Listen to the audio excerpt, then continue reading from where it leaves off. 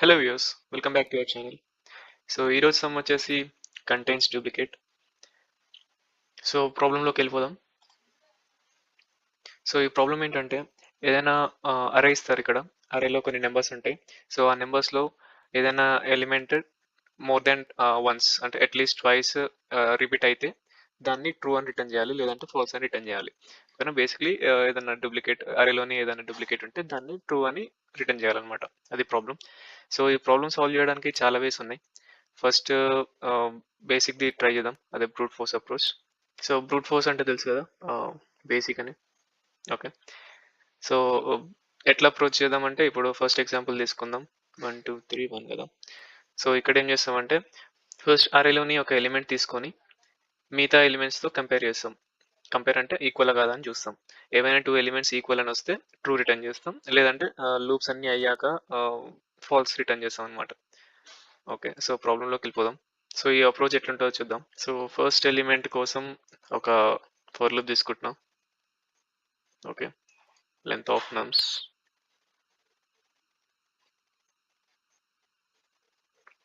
Again దీంతో compare చేస్తాం, అదే సెకండ్ ఎలిమెంట్ కావాలి కాబట్టి దానికి ఇంకో for loop. Okay.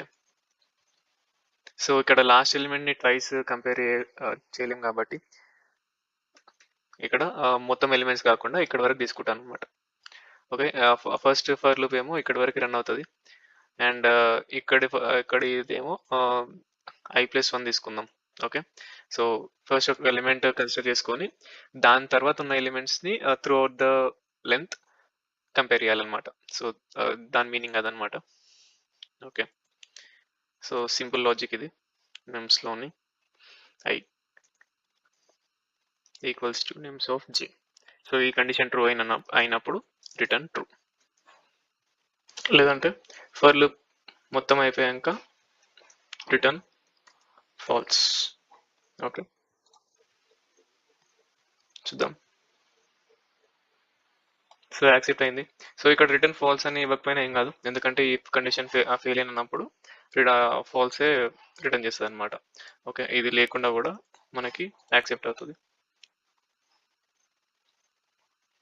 Okay. So దీని టైం కాంప్లెక్సిటీ వచ్చేసి బిగ్ ఆఫ్ n² వస్తుంది, ఎందుకంటే 2 ఫర్ లూప్స్ యూజ్ చేసినాం కదా.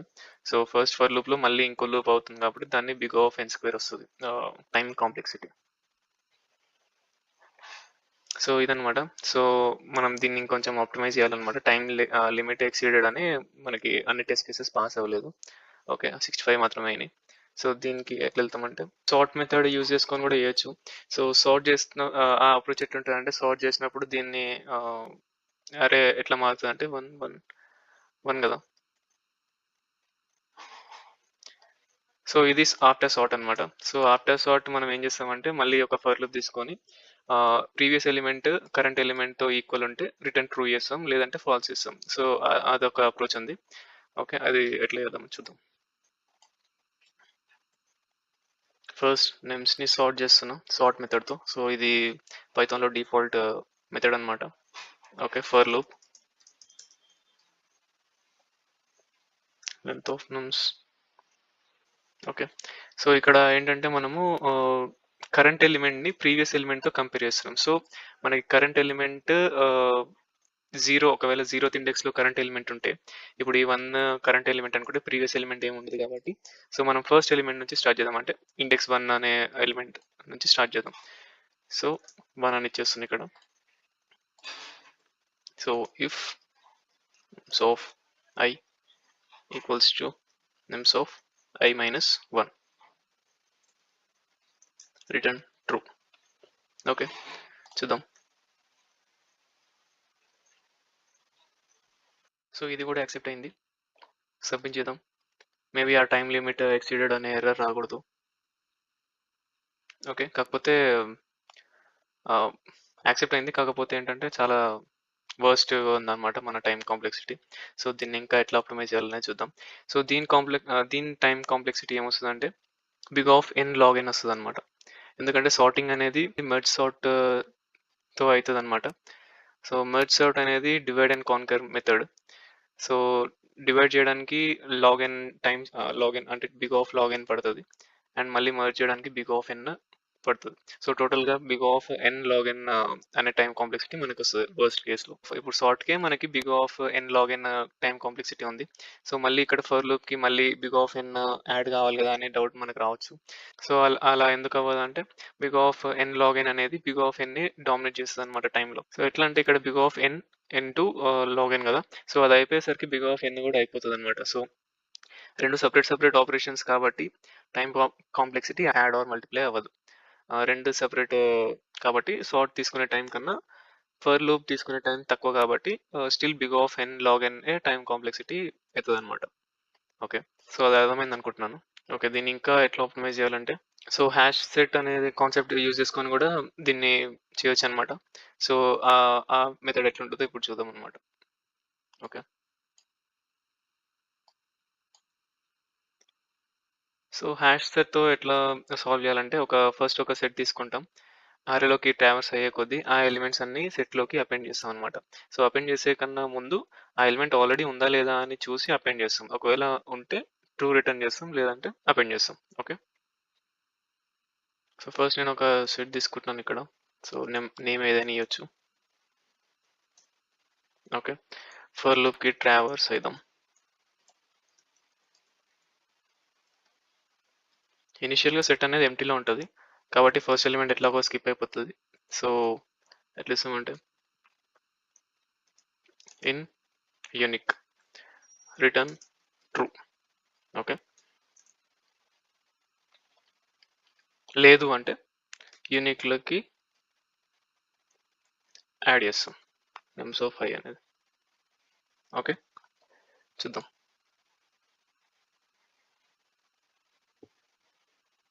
సో యాక్సెప్ట్ అయింది. దీని టైం కాంప్లెక్సిటీ వచ్చేసి బిగ్ ఆఫ్ ఎన్ఏ వస్తుంది, ఎందుకంటే ఒకటే ఫర్ లూప్ యూజ్ చేసినాం, మిగతా ఇంకా ఏమీ ఆపరేషన్స్ యూజ్ చేయట్లేదు. ఇది అర్థమైందా? ఇనిషియల్గా సెట్ అనేది ఎంటీ ఉంటుంది. సో ఫస్ట్ ఎలిమెంట్ స్కిప్ అయిపోయి అది యూనిక్లో యాడ్ అయిపోతుంది, 1 అనేది యాడ్ అయిపోతుంది. మళ్ళీ ఐ ఈజ్ ఈక్వల్స్ టు 1 అయినప్పుడు 2 చెక్ చేస్తుంది, 2 కూడా లేదు, 2 యాడ్ చేస్తుంది. మళ్ళీ 3 చెక్ చేస్తుంది, 3 కూడా ఉండదు కాబట్టి యాడ్ చేస్తుంది. సో 1కి వచ్చేసరికి 1 యూనిట్లో ఉందా లేదా అని చూస్తుంది. ఇక్కడ ఆల్రెడీ ఉంది కాబట్టి రిటర్న్ ట్రూ చేస్తుంది, లేదంటే లేని సినారియోలో ఫాల్స్ ఆటోమేటిక్గా బై డిఫాల్ట్ ఫాల్స్ రిటర్న్ అవుతుంది. ఓకే, నేను సబ్మిట్ చేసి ఇస్తున్నాను.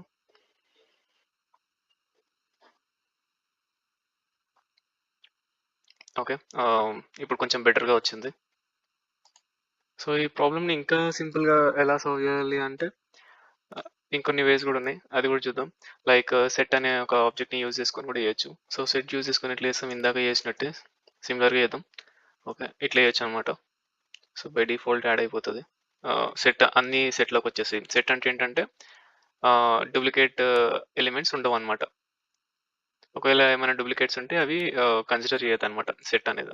ఓకే, సో ఎట్లా చేస్తామంటే ఇప్పుడు రెండింటి లెంత్ కంపేర్ చేస్తాం అనమాట. ఒకవేళ డూప్లికేట్స్ ఉన్నాయి అనుకోండి, డూప్లికేట్స్ ఉంటే దీని లెంత్ అనేది తక్కువ అయిపోతుంది కదా, ఎందుకంటే అది డూప్లికేట్స్ ని తీసేస్తుంది సెట్ అనేది.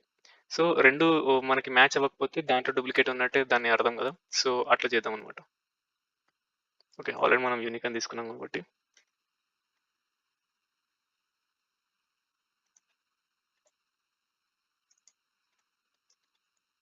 length of nums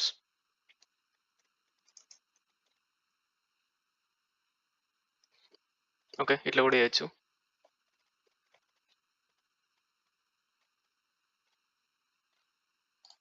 సబ్మిట్ చేసి చూద్దాం. ఇంకొంచెం పెరిగింది.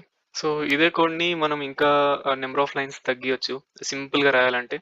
సో ఇదే కోడ్ని ఇట్లా రాస్తాను అనమాట. రిటర్న్ ట్రూ ఇఫ్, సో పైథాన్లో ఇట్లా కూడా రాయొచ్చు అనమాట. Not equals to length of nums else false. ఇప్పుడు ఈ 3 లైన్స్ అవసరం లేదనమాట. ఓకే, రన్ చేస్తాను చూద్దాం. ఇది కూడా యాక్సెప్ట్ అయింది, సబ్మిట్ చేసి చూస్తున్నాను. సో 96% బీట్ అయింది. సో మనకి అప్పుడప్పుడు ఏంటంటే నెంబర్ ఆఫ్ లైన్స్ అండ్ మనం యూజ్ చేసే వేరియబుల్స్ అవన్నీ కూడా కన్సిడర్ చేసుకొని టైం కాంప్లెక్సిటీ అనేది time and memory space complexity decide అవుతుంది అనమాట. సో ఇది బెస్ట్ సొల్యూషన్ అనుకుంటున్నాను. కాకపోతే హ్యాష్ రేట్ యూజ్ చేసి కూడా బిగ్ ఆఫ్ ఎన్ వస్తది కాబట్టి సో అది కూడా ఆప్టిమమ్ సొల్యూషన్ అనమాట. ఓకే. సో ఈ ప్రాబ్లమ్ మీకు అర్థమైంది అనుకుంటున్నాను. ఎక్కడైనా ఏదైనా డౌట్ ఉంటే కామెంట్స్‌లో పెట్టండి. Will discuss in the comments. Okay. Thank you so much for watching this video. Thank you.